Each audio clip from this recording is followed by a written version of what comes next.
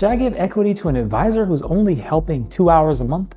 If you're a founder, this question will come up, and getting it wrong can cost you cap table space, or worse, a messy legal situation later. In this video, I'll walk you through how to structure advisor equity, how much equity to give, what vesting schedules you could use, and finally, some common mistakes to avoid. Let's make your advisory board work for your startup and not against it.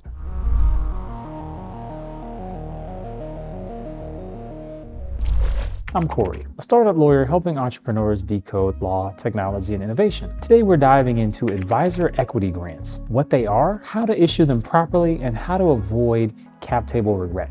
This is a must-watch if you're building out your first advisory board or you're reviewing existing agreements post-funding. So here's what we'll cover: what advisor equity actually is, when and how to issue it, equity ranges based on your advisor type, vesting schedules that can work, and best practices. So what is advisor equity? Advisor equity is ownership you grant to non-employees who bring expertise, credibility, or strategic value, but without a full-time commitment. They may help with fundraising, they may help with go-to-market strategy, hiring or culture, product or partnership guidance. They're not contractors or directors, but they are valuable for helping you grow your business. So when should you grant advisor equity? Well, not when someone says they'll open doors for you. You should think about granting advisors equity when there's a sustained relationship, when there's a defined scope of work, and most importantly, alignment with your vision. When deciding to grant advisor equity, you should use a formal advisor agreement to cover scope and availability, confidentiality and intellectual property, equity terms, as well as vesting. Okay, so how much should you grant? How much equity is actually given depends on their role, their impact, and how hard they might be to replace. So here's a simple range for most early stage founders that you can use as a baseline. A general advisor is someone offering light mentorship, and this might be 0.1% to 0.25% of your fully diluted equity. A functional expert, like a product or marketing specialist, this person may often get 0.25% to 0.5% of your fully diluted equity. And a strategic operator, think of a former founder helping you with go-to-market strategy or investor relations. This could be between 0.5% to 0.75% fully diluted equity. A high-profile industry leader, someone who brings a big name credibility, opens high value doors, that individual may justify 0.75% to 1% fully diluted equity. A tip here is not to over grant. You want to make sure you tie your equity to real contribution and make sure that everything is clearly outlined in an advisor agreement with a vesting schedule. Another key tip here is when we mention fully diluted equity, depending on whether or not you already have a stock option plan, you may want to think about your grant being from the stock option pool as opposed to the fully diluted equity of the business. Now, the difference is the stock option pool will have a certain size, and so in your wording, you may be granting from that pool.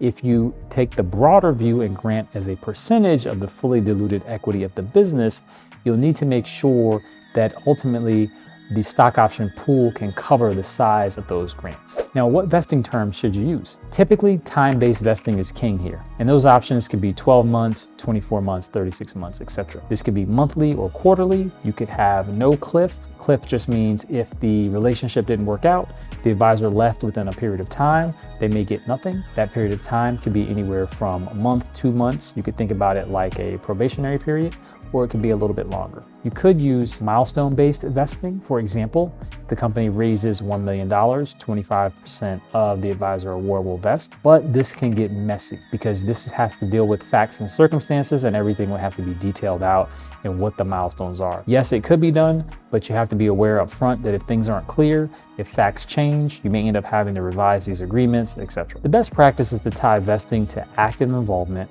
include some form of a termination clause so that if that relationship ends, it's clear of what exactly happens, what may vest, what may not vest, that whole piece. Should advisors sign standard option agreements? They're going to need a tailored advisor option agreement. And this is going to need to cover the number of shares or the percentage, type of options they're going to get, which are going to be non-qualified stock options. It's going to need to include the vesting schedule, the exercise price, tip. You're also going to need a 409A valuation to grant options. I can do a whole nother video on that. Let me know in the comments if you think that's useful. And the expiration timeline. Finally, as we mentioned before, confidentiality and intellectual property will also need to be covered. So here's another pro tip. You always want to link an advisor grant or any sort of equity grant to a board resolution. just from a good governance perspective. And you're also going to want to link that to a 409A valuation. Now, what about cash and equity hybrids? Some advisors may want a combination, some sort of a small stipend, $500 a month, $2,000 a month, plus equity. Others may want to defer cash entirely in exchange for more equity. Whether you choose a hybrid option should be based on your cash runway, the advisor's expectations, and their relationship and strategic value.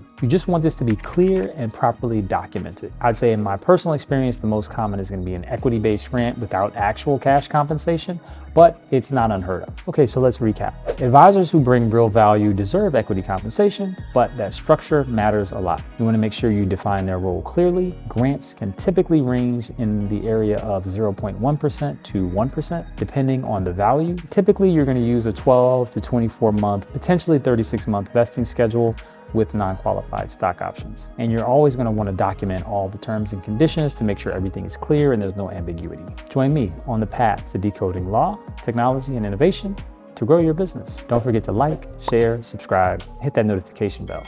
Until next time.